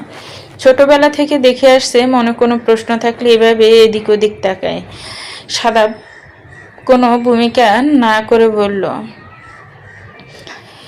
কি জিজ্ঞেস করবি বলে ফেল। এভাবে চোখ দুটো বলের মতো এদিক ওদিক ঘুরোচ্ছিস, অল্পতেই কানা হয়ে যাবে। নূর ছট করে তাকালো সাদাপের দিকে, তারপর বলল, আপনি কিভাবে বুঝলেন আমার মনে প্রশ্ন আছে? ছোট থেকে কোলে করে নিয়ে বড় করেছি, আমি বুঝবো না তো কে বুঝবে? বলে ফেল মনে কি প্রশ্ন আছে, বলল সাদাপ। নূর ছট করে জিজ্ঞেস করে ফেলল, আপনি কি আমাকে ভালোবাসেন? কথাটি শুনে সাথে সাথে সাদাপ গাড়ি ব্রেক করলো। গাড় বুড়িয়ে তাকালে নূরের দিকে, কিছুক্ষণ এভাবে তাকিয়ে রইল, তারপর হালকা মুচকি এসে বলল, তুই ভালোবাসা কি বুঝিস? নূর বলল, বুঝি, সব কিছু বুঝি। আমার বান্ধবী প্রেম করে, আর আমি টিভিতে, নাটকে, সিনেমায়ও দেখেছি ভালোবাসা কেমন হয়। আমাকে তো একটা ছেলে ভালোবাসিও বলেছে। সাদাপ অবাক হলো। এটাতে অবাক হলো না যে ওর বান্ধবী প্রেম করে বা টিভি সিনেমায় দেখে, কারণ এসব সাদাপ সব জানে। কিন্তু নূরকে কেউ ভালোবাসি বলেছে, এটা তো এখনো পর্যন্ত সাদাপের কানে কি করে এলো না? এত বড় একটা তথ্য কিভাবে সাদাপ না শুনে থাকলো? মাথা ঠান্ডা রেখে চুপচাপ শান্ত দৃষ্টিতে নূরের দিকে তাকিয়ে বলল, তাই ভালোবাসি বলেছে? কে বলেছে শুনি? নূর সরল মনে বলল, ক্লাস 10-এর একটা বড় ভাইয়া বলেছে, অনেক হ্যান্ডসাম, অনেক সুন্দর, সব মেয়েরা ওর জন্য পাগল, কিন্তু ও আমাকে ভালোবেসে বলেছে। সাদাপের সোয়াল শক্ত হলো। ধীরে ধীরে সাদাপের চেহারার রং পাল্টাতে শুরু করলো। চেহারার কাঠিন্য ভাব বজায় রেখে জিজ্ঞেস করলো, নাম কি সেই ছেলের? আর খুব হ্যান্ডসাম? নূর সরল মনে বলল, হ্যাঁ অনেক হ্যান্ডসাম, নাম হচ্ছে আসিফ, আমাদের স্কুলেই পড়ে, ক্লাস 10-এ, সায়েন্সের স্টুডেন্ট। আমি বেশি হ্যান্ডসাম নাকি আসিফ বেশি হ্যান্ডসাম? ভালো করে দেখে বলতো। চেহারা কাঠিন্য ভাব বজায় রেখে জানতে চাইল সাদাপ। নূর ভালো করেই উত্তর জানে, কিন্তু এখন এই উত্তর কিভাবে দিবে মুখের উপরে। নূরের যে লজ্জা ও ভয় করছে, কি করে বলবে যে আপনি সবচাইতে বেশি হ্যান্ডসাম, আসিফ আপনার কাছে কিছুই না। কিন্তু এই কথাটি সাদাপের সামনে স্বীকার করতে রাজি নয় নূর। কেন স্বীকার করবেন? নূরের কি ঠেকা লেগেছে ওনাকে হ্যান্ডসাম বলার? উনি তো নূরকে পছন্দ করে না, কিছুই বলে না। মনে মনে ভাবল নূর। সাদাপ আর একবারও নূরের দিকে তাকালো না। রাগ হলো খুব সাদাপের। গাড়ি স্টার্ট করলো। তাড়াতাড়ি ওকে স্কুলে পৌঁছে দিয়ে অফিস যেতে হবে। 5 মিনিটের মধ্যে স্কুলে পৌঁছে গেল সাদাপ। কোনো কথা বলছে না। নূর একবার আর চোখে তাকালো সাদাপের দিকে। তারপর নূর গাড়ির দরজা খুলে চুপচাপ নেমে গেল। সাদাপ কোনো কথা না বলে গাড়ি স্টার্ট দিল। পিছন ফিরে তাকালো না। নূর দাঁড়িয়ে সাদাপের যাওয়া দেখলো। নূর যদি দেখতে পেত গাড়ির ভেতরে লুকিং গ্লাসে পিছনের দিকেই দেখছে নূরকে দুটি ছাতক পাখির মতো চোখ। নূর কখনোই সেই চোখের বাসা বুঝলো না। অফিসে ঢুকে সাদা ফিয়েকে ডাকলো, বলল অ্যাকাউন্টস ডিপার্টমেন্টে মিটিং কল করেন স্যার 10টায়, আর আমাকে এক মগ কফি পাঠিয়ে দিন। বলে টেবিলে ড্রয়ার খুলে ফটো ফ্রেমটি বের করলো সাদাব। তারপর এক দৃষ্টিতে তাকিয়ে রইল কিছুক্ষণ। তারপর মুচকি মুচকি হেসে বলল, পাখি আকাশে যতই উড়ো, ঘুরে ফিরে তোমাকে আমার মনের খাঁচাতেই আর আবদ্ধ করতে হবে। আমাকে ভালোবাসতে হবে, এত ভালোবাসতে হবে যে নিজের অস্তিত্ব আর খুঁজে পাবে না, আমাতেই বিলীন হয়ে যেতে হবে। ছবিটি আবার বুকের সাথে চেপে ধরে চোখ বন্ধ করে অতীতের কিছু সুখময় স্মৃতি ভাবতে লাগলো সাদাফ। একদিন হঠাৎ যখন নূরের 8 বছর বয়স পড়ে গিয়ে হাত পা ছুলে গিয়েছিল, নূরের বাসায় দৌড়ে কাঁদতে কাঁদতে বলেছিল, সাদাত সাদাত আমার ছুলে গেছে। রক্ত দেখে, কত রক্ত। সাদাব সাথে সাথে নূরকে কোলে তুলে নিয়েছিল। কোলে নিয়ে কোলে বসিয়ে সেদিন স্যাভলন দিয়ে গা পরিষ্কার করে মলম লাগিয়ে দিয়েছিল। নূর সাদাপের গলা জড়িয়ে ধরে খুব কেঁদেছিল সেদিন। কাঁদতে কাঁদতে সাদাপের কোলে ঘুমিয়ে পড়েছিল নূর। সাদাপ ওকে বুকে নিয়ে বসেছিল যতক্ষণ ওর ঘুম না ভাঙে। হঠাৎ দরজায় নক করার শব্দে চোখ খুলল সাদাপ। দেখলো তার ফিয়ে কফির মগ নিয়ে এসে হাজির হয়েছে। সাদাব সযত্নে প্রেমটি আবার ভিতরে ঢুকিয়ে লক করে রাখল।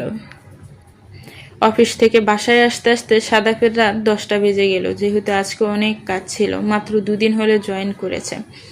অফিসের সমস্ত কাজ বুঝে নিয়ে ব্যস্ত। সমস্ত কিছু ঠিক করতে একটু সময় লাগবে। অ্যাকাউন্ট ডিপার্টমেন্টে মিটিং ছিল আজ। কিছু গরমিল ছিল, সেগুলো নিয়ে আলোচনা করেছে এবং সমাধান করেছে, যার জন্য সব কাজে আজকে দেরি হয়ে গেছে। বাসায় এসে দেখলো সবার খাওয়া দাওয়া শেষ। 9টার মধ্যে ডিনার শেষ করে ফেলে বাড়ির সবাই। তাই ডিনার শেষে প্রত্যেকে যার যার রুমে চলে গিয়েছে। আজ কেউ রাতে একসাথে ডিনার করতে পারলো না। নূরের সাথে মনে মনে ভাবছে সাদাব। অফিসে জয়েন করার পর থেকে সারাদিন আর নূরের সাথে কোনো দেখা নেই। সকালবেলা শুধু স্কুলে যাওয়ার টাইমটি একটু দেখা হচ্ছে। রাতে এসে দেখছে খাওয়া দাওয়া করে ও রুমে চলে গিয়েছে। কবে এমন হবে মেয়েটা ওর জন্য একটু অপেক্ষা করবে? কখনো কি এরকম দিন আসবে? মনে মনে ভাবতে ভাবতে সিঁড়ি ভেঙে উঠতে লাগলো সাদাব। রুমের কাছে আসতে দেখলো রুমের লাইট জ্বালানো, দরজাটা বেড়ানো। রুমের ভিতরে কে? ভাবতে ভাবতে আস্তে আস্তে রুমে দরজাটা খুলে অবাক হয়ে গেল সাদাব। রুমে আর কেউ নেই। কেউ না, নূর কিছু একটা খোঁজাখুঁজি করছিল রুমের ভিতর। সাদাবকে ভেতরে ঢুকতে দেখে নূর 2 হাত পিছনে নিয়ে কিছু একটা লুকানোর চেষ্টা করলো। সাদাব আর চোখে এক নজরে দেখলো। তারপর নূরের চোখ রেখে বলল, আমার রুমে কি করছিস, তাও এত রাতে? কাঁধের থেকে ব্যাগটা রাখতে রাখতে জিজ্ঞেস করলো সাদাব। নূর আমতা আমতা করছে, কিন্তু হাত দুটো পিছন থেকে সামনে আনতে পারছে না। চুপচাপ এক জায়গায় স্থির হয়ে দাঁড়িয়ে রইল। সাদাব ব্যাগ রেখে টেবিলের কাছে চেয়ারটা টেনে বসে জুতাটা খুলতে লাগলো। জুতো খোলা হলে দাঁড়িয়ে শার্টের 2টা বোতাম খুলে শরীরটা একটু হালকা করে শরীর ছেড়ে দিয়ে বসে বলল, হাতে কি দেখি, এদিকে আয়। নূর এখনো চুপচাপ মাথা নিচু করে হাত পিছনে নিয়ে দাঁড়িয়ে আছে, কিন্তু মুখে কোনো কথা বলছে না। সাদাব বলল, এদিকে আয়। হাতে কি দেখি? কিছু বলবো না, সামনে আয়। নূর নিজের জায়গা থেকে 2 কদম সামনে এসে দাঁড়ালো, কিন্তু হাত এখনো পিছনে। সাদাব নূরের দিকে এক দৃষ্টিতে তাকিয়ে রইল। তারপরে বলল, আরো কাছে আয়। নূর খুব ভয় পেয়ে গেল। ভয়ে পেয়ে আরো 2 কদম সামনে এসে দাঁড়ালো। হাত বাড়ালে সাদাবকে ছোঁয়া যাবে এমন দূরত্ব, মাথা নিচু করে দাঁড়িয়ে রইল। সাদাব এবার একটু ধীরে হাসকিয়ে টোনে বলল, আর একটু কাছে আয়। নূর পড়ে গেলে মুশকিলে এসেছিল একটা প্রয়োজনীয় জিনিস নিতে। জানো তো এটা শুধু সাদাব ভাইয়ের রুমে আছে, এভাবে ধরা ধরা খেয়ে যাবে জানতো না। তাই মাথা তুলে আমতা আমতা করে বলল, আর হবে না ভাইয়া, আর আসবো না এই রুমে, শুধু এইবার, এই শেষ শেষ মাফ করে দাও প্লিজ। কাঁদো কাঁদো হয়ে কথাগুলো বলল নূর। সাদাপ এক দৃষ্টিতে তাকিয়ে রইল নূরের দিকে। মেয়েটা অপরাধ বেড়ে যাচ্ছে। একে তো না বলে রুমে এসে কিছু একটা হাতিয়ে নিয়েছে, নিশ্চয়ই মূল্যবান কিছু, তার উপর আবার বলছে এই রুমে আর আসবে না। গাদিটা কি জানে না এই রুমে মৃত্যুর আগ পর্যন্ত জীবন পার করতে হবে ওর? একটি ছোট্ট দীর্ঘশ্বাস ফেলে নূরের দিকে তাকিয়ে বলল, এদিকে আয়। কিছু বলবো না তো? লেট করলে কিন্তু এক্ষুনি একটা ছড় মেরে সামনের দাঁতগুলি সব ফেলে দেবো। বেয়াদব, কাছে আই বলছি। দমকের সাথে সাথে সেকেন্ডের মধ্যে নূরের পা আপনা আপনি 2 কদম সামনে এসে একদম সাদাপের কাছে এসে দাঁড়ালো। একদম সাদাপের পায়ের সাথে লেগে গেল নূরের পা, যেন আর 1 ইঞ্চি পরিমাণ জায়গা নেই। সাদাপ ধীরে ধীরে নিজের 2 পা একটু দুদিকে সরিয়ে নূরের হাতে কনুই ধরে নিজের 2 পায়ে ঠিক মাঝখানে এনে দাঁড় করালো। তারপর বলল, হাত সামনে আন দেখি কি। নূর হাত দুটো শক্ত করে রেখেছে, কোনোভাবে হাত সামনের দিকে আনছে না। সাদাব বলল, আমি জোর করলে ব্যথা পাবি, চুপচাপ ভদ্রমের মতো হাত দুটো সামনে ধর, কিছু বলবো না।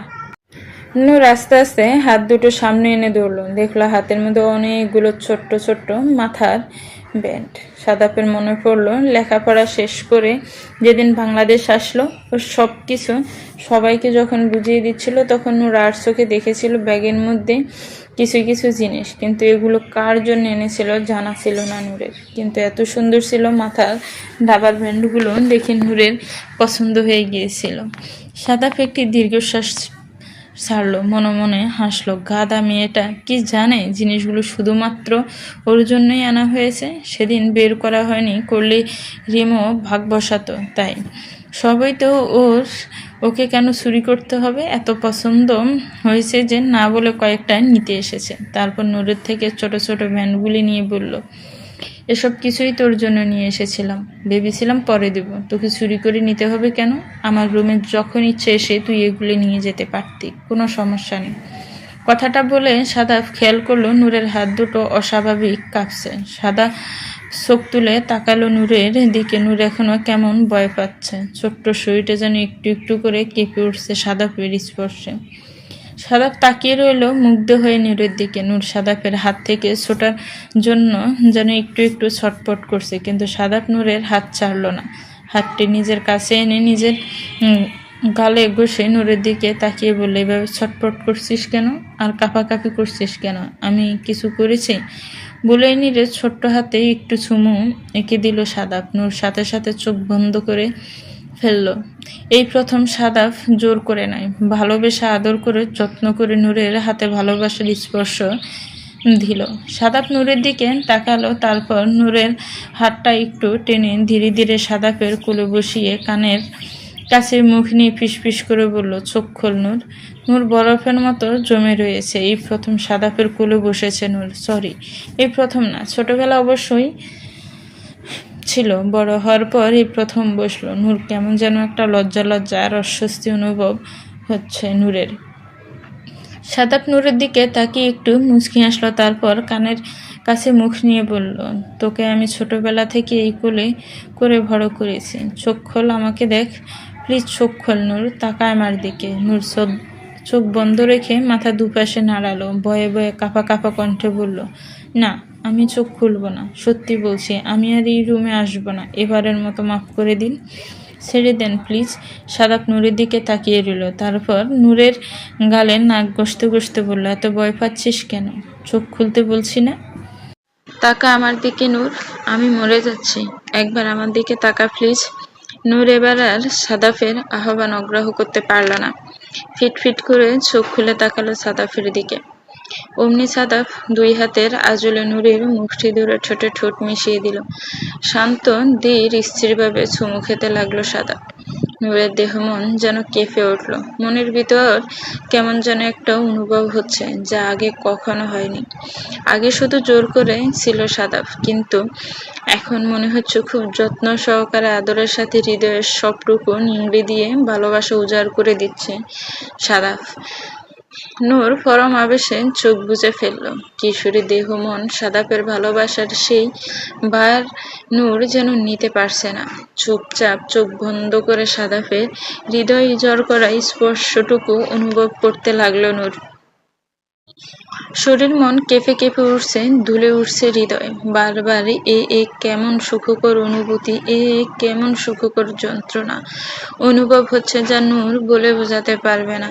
কিছুক্ষণ পর সাদাফ নূরকে ছেড়ে দিল। ছেড়ে দিয়ে নূরের দিকে তাকিয়ে রইল। নূর এখনো চোখ বন্ধ করে রয়েছে। সাদাফ একটু মুচকি হাসলো নূরের দিকে তাকিয়ে তাকিয়ে। ভীষণ মায়াবী লাগছে নূরকে। নূরকে দেখে নূরের প্রতি ভীষণ লোভ জাগছে সাদাফের। সাদাফ প্রাপ্তবয়স্ক একজন পুরুষ। এমন একটা সময় নূর ওর কোলে, সাদাফের সাথে এত ঘনিষ্ঠতা। এরপরও সাদাফ নিজেকে কি করে কন্ট্রোল করে রেখেছেন তা শুধু সাদাফই জানে। সাদাফ হাতের আঙ্গুল দিয়ে নূরের ঠোঁট মুছতে মুছতে বলল, ঘরে যা নূর, অনেক রাত হয়েছে, এখানে থাকা আর ঠিক হবে না। কথাটি শুনে নূর চট করে চোখ খুলে তাকিয়ে দেখলো সাদাফ এক দৃষ্টিতে নূরের দিকে তাকিয়ে আছে। কেমন যেন সেই দৃষ্টি।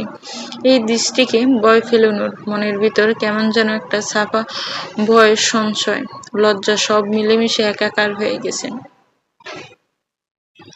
নূর লজ্জায় সাথে সাথে কোল থেকে নেমে দৌড়ে ঘর থেকে বের হয়ে গেল। সাদাফ একটি দীর্ঘশ্বাস ছেড়ে চেয়ারে শরীর সম্পূর্ণ এলিয়ে দিয়ে নূরের যাওয়ায় দেখতে লাগলো। মনে মনে ভাবলো, তুই কবে বড় হবি নূর, কবে বড় হবি? কবে আমি বলার সাথে সাথে তুই দৌড়ে রুম থেকে বের হয়ে যাবি না, বরং আমাকে আরো আঁকড়ে ধরে আমাকে হৃদয়ের সবটুকু উজাড় করে ভালোবাসা দিবি। রুমে চলে আসলো নূর। দৌড়ে এসে দরজা লাগিয়ে দিয়ে দরজার সাথে ফিট চেপে দাঁড়িয়ে রইল। এখনো চোখ বদ্ধ। নূর চোখ খুলছে না। কেমন যেন একটা অনুভব হচ্ছে, এই প্রথমবার সাদাফের স্পর্শ কেমন যেন লাগছে নূরের কাছে। এতদিন সাদাফ জোর করে করত, তখন শুধুই মনে হতো যন্ত্রণা, কত কষ্ট হতো, কত ব্যথা হতো। ভালোবাসার স্পর্শ কেমন হয় অনুভব করতে পারেনি। আজ প্রথম মনে হলো এটা ভালোবাসার স্পর্শ ছিল। ছবিতে মুভিতে যেরকম দেখেছে গার্লফ্রেন্ড বয়ফ্রেন্ড প্রেম করলে হয়, এটা সেরকম ছিল। কেমন একটা সুখকর যন্ত্রণা অনুভব করছে নূর বুকের ভিতর। নূর হাত খুলে দেখলো কয়েকটা রাবার ব্যান্ড এখনো নূরের হাতে আছে। নূর খুশিতে দৌড়ে গিয়ে বিছানায় শুয়ে ক্লিপগুলো দেখতে লাগলো আর মনে করতে লাগলো সাদাফের বলা কথাটি, এগুলো তোর জন্য এনেছিলাম, কেউ যাতে ভাগ বসাতে না পারে তাই তোকে দেওয়া হয়নি। রাবার ব্যান্ডগুলো বুকের মধ্যে চেপে ধরে শুয়ে রইল নূর চোখ বন্ধ করে। কেমন যেন বুকের ভিতর সুরসুরি অনুভব হচ্ছে। আচ্ছা, প্রেমে পড়লে কি এমন অনুভব হয়? বুকের ভিতর সুরসুরি লাগে? লজ্জায় চোখ বন্ধ করে ফেলল নূর। পরের দিন সকালে নাস্তার টেবিলে সবাই অপেক্ষা করছে নূরের জন্য। এদিকে রিমা আর সাইমন খুনসুটি করছে, একজন আরেকজনকে থাপড়াচ্ছে। সাদাফ চুপচাপ বসে রয়েছে, মাথা তুলে তাকিয়ে দেখলো সিঁড়ি বেয়ে নামছে নূর। ফজলুর রহমান নূরকে দেখে বলল, তাড়াতাড়ি আয় মা, তোর জন্য অপেক্ষা করছি, অফিস যাব, তাড়াতাড়ি কর। আজকে আর নূর তিরিং বিরিং করে নামছে না, কেমন যেন চুপচাপ আস্তে ধীরে নামছে আর ফিট ফিট করে তাকাচ্ছে সাদাফের দিকে। কিন্তু সাদাফ মাথা নিচু করে তাকিয়ে আছে, নূরের দিকে খেয়াল করছে না। নূরের আবার অভিমান হলো, একবারও তাকাচ্ছে না নূরের দিকে। আজকে একটু অন্যরকম করে রেডি হয়ে নেমেছে নূর, কিন্তু সাদাফ তাকাচ্ছে না। সাদাফ মোবাইলের দিকে এক দৃষ্টিতে তাকিয়ে আছে, কিন্তু কেউ জানে না মোবাইলের স্ক্রিনে শুধু নূরকে দেখা যাচ্ছে আর কাউকে না। সাদাফ নূরকে দেখছে আর মিটিমিটি হাসছে। আজকে আসলেই নূরকে অন্যরকম লাগছে, একটু বড় বড় লাগছে। কি আজকে 2 বেনি করেনি, 1 বেনি করেছে। সুন্দর করে হিজাব বেঁধেছে মাথায়।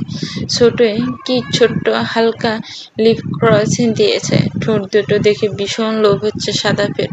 নূরকে দেখে আর চোখে মনে মনে ভাবছে সাদাফ। এমন সময় নূর সাদাফের পাশে চেয়ার টেনে দুফ করে বসে পড়ল। সাদাফ বুঝতে পারছে নূর কোনো কারণে রাগ করে আছে, না হলে এরকম জোরে চেয়ার টেনে বসতো না।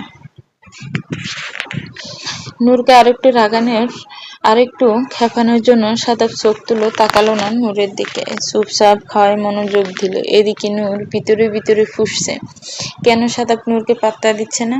কাল তো কত গদগদ হয়ে আদর করলো, এখন কেন তাকিয়ে দেখছে না? সাদাব খেয়ে উঠবে অমনি নরেন আপ্রোচ বলল, নূরকে স্কুলে নামিয়ে দিয়ে যা। প্রতিদিন তুই নিয়ে যাবি, পরে ড্রাইভার পাঠিয়ে ওকে আনবো। আর তো কয়টা দিন, তারপর এসএসসি পরীক্ষা শেষ, কলেজে উঠবে, বড় হয়েছে। এখন ওকে একা একা পাঠাবো না, তোর বাবার সাথে আমি কথা বলে নিব, দেরি হলে ওকে তোর স্কুলে দিয়ে যেতে হবে। সাদাব মনে মনে খুশি হলো, কিন্তু প্রকাশ করলো না। দাঁড়িয়ে বলল, তাড়াতাড়ি বাইরে আয়, আমি গাড়ি বের করছি, দেরি যেন না হয়, 2 মিনিটের মধ্যে আসবি। এদিকে নূরের ছোট্ট মনে অভিমানের পাহাড় জমা হলো। কেন আজকে একটু সাদাব চোখ তুলে তাকালো না ওর দিকে, দেখলো না কত সুন্দর করে ওর জন্য রেডি হয়েছিল নূর, অথচ যার জন্য করলো চুরি সেই বলে চোর। নূর চুপচাপ মাথা নিচু করে হাঁটতে হাঁটতে চলে এলো ঘাড়ির কাছে। সাদাপের দিকে তাকিয়ে দেখলো না। সাদাপ যে একদৃষ্টিতে নূরের দিকে তাকিয়ে আছে সেটিও খেয়াল করলো না নূর। চুপচাপ দরজা খুলে গাড়ির ভিতরে বসে জানালা দিয়ে বাইরে তাকিয়ে রইল নূর। সাদাব চেয়ে দেখলো নূরের অভিমান। গাড়িতে বসে সাদাব চুপচাপ গাড়ি চালাচ্ছিল, আর চোখে নূরকে দেখছে। নূর বাহিরে যে দৃষ্টি ফেলে তাকিয়েছিল, আর ঘাড়ের ভিতর যে বা সাদাফের দিকে তাকিয়ে দেখেনি একবারের জন্য। নূরকে দেখে সাদাফের ভিতর যে তোলপাড় শুরু হয়ে গিয়েছিল, তা কি জানে এই অবুঝ মেয়েটি? জানে না, কিন্তু গাল ফুলিয়ে বসে আছে। ভাবছে সাদাফ ওর দিকে তাকিয়েও দেখেনি, কিন্তু একটু সাজুগুজুতেই যে নূরকে এতটা সুন্দর লাগে তা এখনই প্রকাশ করা যাবে না, তাহলে সারাক্ষণ এভাবে সাজুগুজু করে থাকতে চাইবে, ভাবলো সাদাফ। সাদাফ একটু সামনে গিয়ে গাড়িটা একটু সাইড করে ব্রেক করলো, তারপরে এক দৃষ্টিতে নূরের দিকে তাকিয়ে রইল। নূর এখনো বাহিরের দিকে তাকিয়ে আছে, একবারের জন্য ভিতর থেকে তাকাচ্ছে না। সাদাব বুঝলো তার অভিমানী নূর অনেক অভিমান করেছে, কিন্তু এই মুহূর্তে রাস্তায় অভিমান ভাঙানোর সময় নেই। কি করবে বুঝতে পারছে না, তাকিয়ে রইল নূরের দিকে। ঠিক মিনিটখানেক পর বলল, নূর আমার দিকে তাকা। নূর তাকালো না। সাদাপ এক ধমক দিল নূরকে, বলল, আমি বলেছি আমার দিকে তাকা, শুনতে পায় না? ধমকের সাথে সাথে নূর পিছনে ঘুরে সাদাপের দিকে তাকালো। সাথে সাথে নূর টের পেল সাদা খুব জোরে নূরের ঠোঁট ঘষছে কিছু একটা দিয়ে। ব্যথায় কুঁকড়িয়ে উঠল নূর। দেখলো টিস্যু দিয়ে নূরের ঠোঁট থেকে লিপ গ্লস মুছে দিচ্ছে সাদাপ। মুছতে মুছতে তারপরে বলল, এগুলো আর লাগাবি না, আমার সামনে এগুলো ছাড়াই সুন্দর, আর আমি না দেখলে এগুলো লাগিয়ে কাকে সৌন্দর্য দেখাবি, অন্য কাউকে? নূর বলল, তাই বলে এভাবে মুছবেন? এত জোরে জোরে ঘষে ঘষে ব্যথা দিয়ে মুছতে হবে? আমাকে বললে তো আমি মুছে ফেলতাম, ঠোঁট তো ছুলে গেল আমার। সাদাব বলল, আমি বলাই না নিজের হাতে করাই বিশ্বাসী, তোকে বললে তুই কিভাবে না কিভাবে মুছবি তাতে আমার বিশ্বাস নেই, তাই আমি নিজের হাতে সুন্দর করে মুছে দিলাম। নূর ছলছল নয়নে তাকিয়ে রইল সাদাফের দিকে। মনে মনে ভাবতে লাগলো, এই লোকটা এমন কেন? কালকে তো ঠিকই কত সুন্দর করে আদর করে যত্ন করে নূরকে কত কিছু বুঝালো, আর এখন চটাং চটাং কথা বলে বুঝাচ্ছে। এই লোকটা কি বুঝাই যায় না?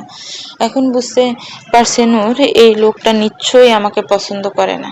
পছন্দ করলে মুভিতে দেখেছে গার্লফ্রেন্ডরা সাজুগুজু করলো, বয়ফ্রেন্ড তাদের কত তারিফ করে, আর এই লোক কিভাবে বসে বসে ঠোঁটটা ছুলে ফেললো একটু লিপস্টিক উঠানোর জন্য। একটিবার বললো না, নূর তোমাকে অনেক সুন্দর লাগছে। মানুষ কাউকে ভালোবাসলে তার সাথে কত সুন্দর করে কথা বলে, অথচ উনি শুধু বকার উপরেই রাখে। নূর অভিমানে মুখ ফুলিয়ে অন্যদিকে ঘুরে তাকিয়ে রইল। সাতাব গাড়ি চালাতে শুরু করলো। মনে মনে ভাবলো, নূর এখনো অনেক ছোট, ওকে এত সায় দেওয়া যাবে না। একবার যদি প্রকাশ করে ফেলে, সাজালে সুন্দর লাগে, তাহলে দিনভর সাজুগুজু করে ওর আশেপাশে ঘুরঘুর করবে, যেটা সাদাব চায় না। তাই ধীরে কিন্তু স্পষ্ট আওয়াজে বলল, আর সাজুগুজু করে আমার সামনে কখনো আসবি না। মিকি বানোয়াট কোনো কিছুই আমার পছন্দ নয়। আমার একদম অরিজিনাল পছন্দ, প্রকৃতিক পছন্দ। স্কুলের গেটে চলে আসলো সাদাব। কথাগুলো বলতে বলতে তারপর বলল, না, চুপচাপ সোজা স্কুলে যাবি, এদিক ওদিক যেন যেতে না দেখি। তারপর কি মনে করে যেন বলল, দাঁড়া, সেদিন কি বলেছিলি? ক্লাস 10-এর একটা ছেলে তোকে প্রপোজ করেছে, তোকে ভালোবাসি বলেছে, আর ছেলেটা অনেক হ্যান্ডসাম। কোন ছেলেটা? চল, আজকে দেখে যাব। নূর পড়ে গেল মুশকিলে। এখন কিভাবে ছেলেটাকে দেখাবে? কিভাবে যেই বলবে ছেলেটা প্রপোজ করেছে? লজ্জায় শেষ হয়ে যাবে নূর। আর তাছাড়া সাদাব যদি খারাপ কিছু করে বসে, সেই ছেলেকে? ভয়ে নূরের হাত পা কাঁপাকাঁপি শুরু হয়ে গেল নূরের। বলল, থাক না ভাইয়া, আজকে না, অন্য একদিন দেখা করিয়ে দিব। বলেই দৌড়ে স্কুল গেট পার হয়ে গেল নূর। সাদাব এমনিও যেত না, এটা শুধু নূরকে ভয় দেখানোর জন্য বলেছে, যাতে ওই ছেলে থেকে দূরে দূরে থাকে, যাতে মনে করে সাদাব কথাটা আমলে নিয়েছে এবং যে কোনো সময় ওই ছেলেকে দেখতে চাইতে পারে। তাই এই কথাটা বলেছিল সাদাব। অফিসে এসে সাদাব জানতে পারলো আজকে একটু বাইরে ইন্সপেকশনে যেতে হবে। বাহিরে ওদের 2টা ফ্যাক্টরি আছে, সেগুলো ভিজিটে যেতে হবে। এতদিন শুধু অফিসিয়াল কাজ করেছে, আজ সশরীরে ফ্যাক্টরি ভিজিটে যাবে। তাই ফজলুর রহমান ও হুমায়ুন রহমান রেডি হয়ে সাদাবের কেবিনে আসলো। হুমায়ুন বলল, মাত্রই আসলে? সাদাব বলল, হ্যাঁ বাবা, ওই নূরকে স্কুলে দিয়ে আসতে হয়, তাই অনেক সময় 2-3 মিনিট লেট হয়ে যায়। কিছু মনে করো না, মায়ের আদেশে এটা আমার মানতেই হবে। নলিন আক্রোশের কথা বলার সাথে সাথে হুমায়ুন রহমান দমে গেলেন, কারণ জানেন, স্ত্রী যখন একবার বলেছেন নূরকে স্কুলে দিয়ে আসতে হবে, তাহলে এখানে আর দ্বিতীয় কোনো কথা বলার জায়গা নেই। আর তাছাড়া নূর বড় হয়েছে, কাউকে না কাউকে স্কুলে দিয়ে আসতেই হবে। তাই সাদাব দিয়ে আসলে আরো বেটার হয়, কোনো সমস্যা নেই। ফজলুর রহমান বলল, বাছালি টেনশনে থাকতাম মেয়েটাকে নিয়ে, যাওয়ার সময় আমি ড্রাইভারকে পাঠিয়ে দিব, ড্রাইভার নিয়ে যাবে। সকালে ড্রাইভার একটু ব্যস্ত থাকে, তাই সমস্যা হয়ে যায়। আর তুই যেহেতু দায়িত্ব নিয়েছিস, প্রতিদিন সকালে তুই স্কুলে দিয়ে আসবি, তাহলে আমার আর কোনো টেনশন নেই।